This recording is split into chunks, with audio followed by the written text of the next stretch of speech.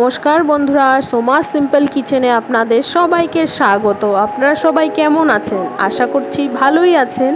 আমিও খুব ভালো আছি। আজ আমি আপনাদের সঙ্গে মাছের একটা রেসিপি নিয়ে হাজির হয়েছি। তো বরমশাই আজকে বাজারে গিয়ে বাজার থেকে বড় মাপের কাতলা মাছ এনেছে, তাই ভাবলাম যে গরমে সিম্পল কিছু রান্না করা যাক। তাই ভাবলাম রেসিপিটা আপনাদের সঙ্গেও শেয়ার করা যাক। তাই চলুন দেখে নেওয়া যাক আমার আজকের রেসিপি কাতলা মাছের ঝোল। মাছটাতে অনেক তেল ছিল, তাই গামলাটার মধ্যে মাছের তেলগুলো একদম লেগে গেছে। ভালো মাছটা ছিল। প্রথমে আমি মাছগুলোকে খুব সুন্দর করে ধুয়ে নিয়ে ওখানে নুন হলুদ দিয়ে সুন্দর করে মাছগুলো মেখে নেব। তারপর উনুনে একটা কড়াই বসিয়ে কড়াটা যখন গরম হয়ে যাবে আমি কিছু পরিমাণ তেল দিয়ে দিব মাছগুলো ভাজার জন্য।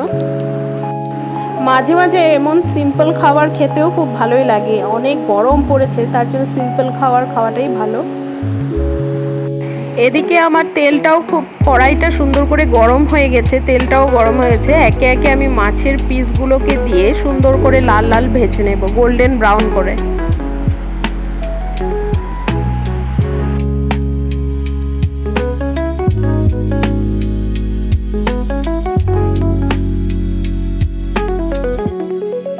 সাইড আমার মাছগুলো ভাজা হয়ে গেছে, আমি অপর দিকেও ভেজে নেব সুন্দর করে।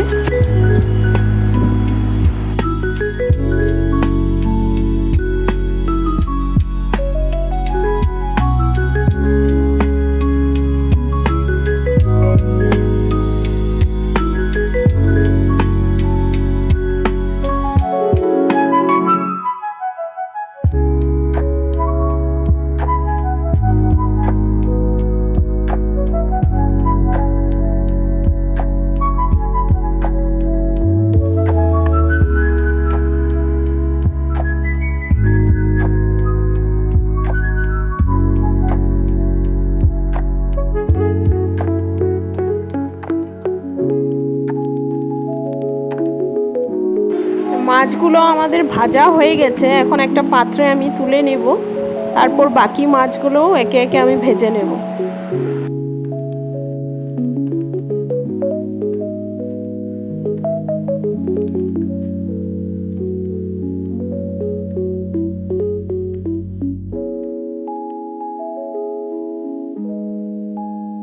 সব মাছগুলো আমার ভাজা হয়ে গেছে, একটা পাত্রে তুলে নেব। তারপর সে একই কড়াতে আমি সামান্য পরিমাণ আরও কিছুটা তেল দেব, কারণ এখন ঝোলটা বানাতে হবে।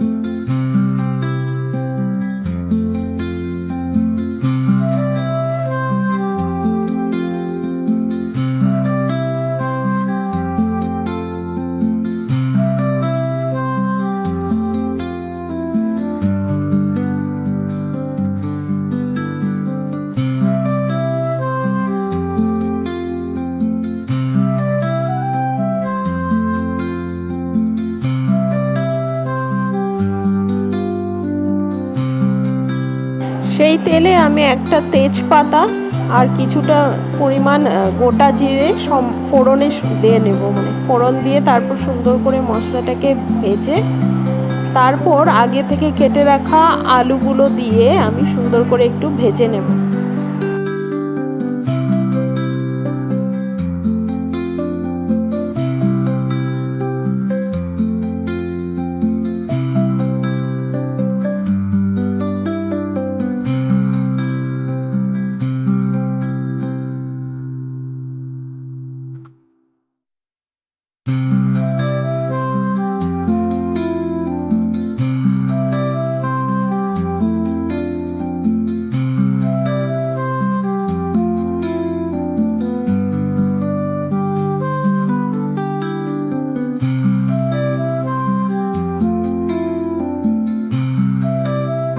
আলুগুলো দেওয়ার পর আমি 3টে কাঁচামরিচও দিয়ে দিয়েছি, দিয়ে সুন্দর করে আলুগুলোকে নাড়িয়ে চাড়িয়ে ভেজে নেব।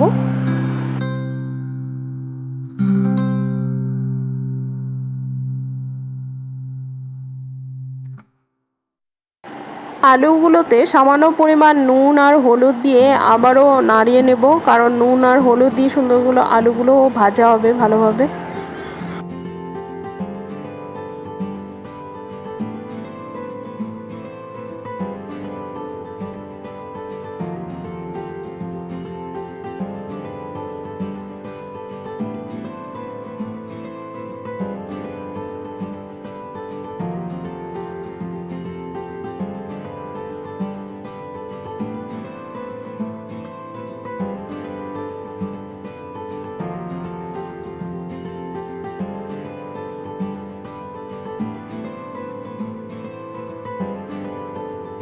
বন্ধুরা, আমার মতো কে কে আছেন যারা ডালের সাথে লেবু তো খানি, আবার মাছের ঝোলের সাথেও লেবুটা ভালোবাসেন? কে কে আছেন আমার মতো যে লেবু পছন্দ করেন, কমেন্টে জানাবেন।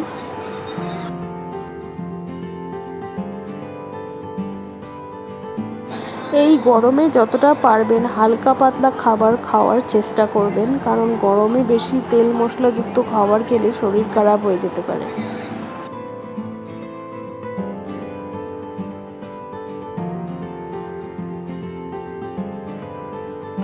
আলুগুলো যখন ভাজা হয়ে যাবে তখন ওখানে আগে থেকে কেটে ধুয়ে রাখা বেগুনের টুকরোগুলো দিয়ে আলুর সাথে সুন্দর করে ভেজে নেব।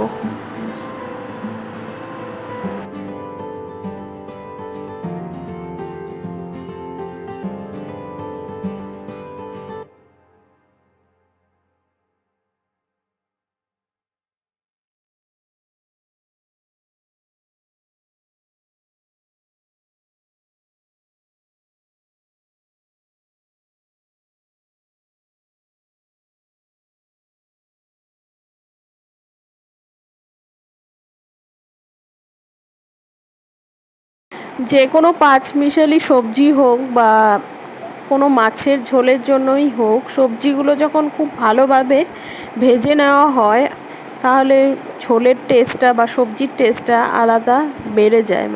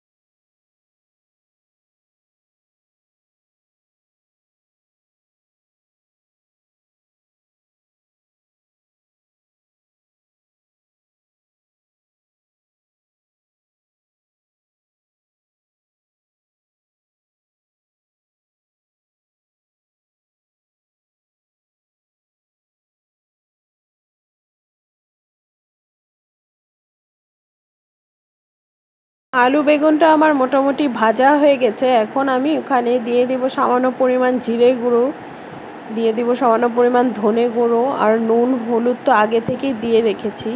এগুলো দিয়ে মশলাগুলোর সাথে আলু বেগুনটাকে খুব সুন্দরভাবে নাড়িয়ে নেব। কিছুটা পরিমাণ জল দিয়ে দিব যাতে আলু বেগুনটা কড়াইতে লেগে না যায়।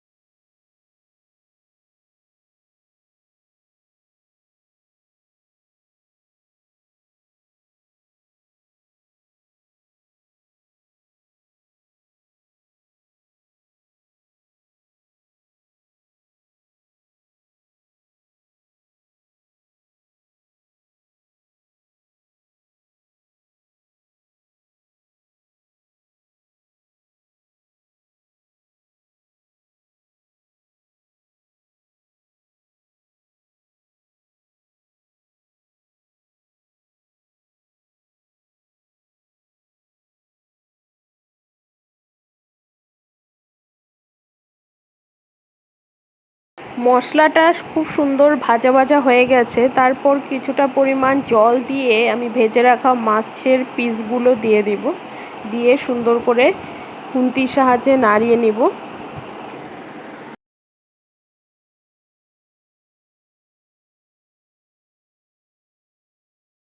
তারপর ঝোলটা কিছু সময় ফোটার জন্য অপেক্ষা করতে হবে আমাদের। বন্ধুরা, আজকে আমার মাছের ঝোলটা সম্পূর্ণই একদম সিম্পল, পুরোটাই। কোনো লঙ্কার গুঁড়ো, কোনো কিছু মশলাপাতি, পেঁয়াজ রসুন আমি কিছু অ্যাড করিনি। এই গরমে হালকা পাতলা খাবারই ভালো, তাই আমি আজকের রেসিপিটা একদম সিম্পলভাবে ঘরোয়াভাবে করেছি, তাই আপনাদের সঙ্গেও শেয়ার করলাম। এদিকে আমার মাছের ঝোলটাও ফুটে এসেছে। তারপর আমি নুনটা চেক করে নেব।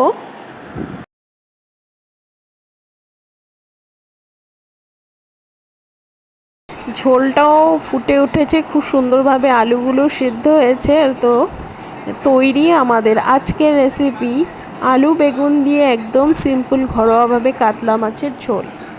আমার আজকের রেসিপিটি যদি ভালো লাগে থাকে, please like, share, comment, subscribe.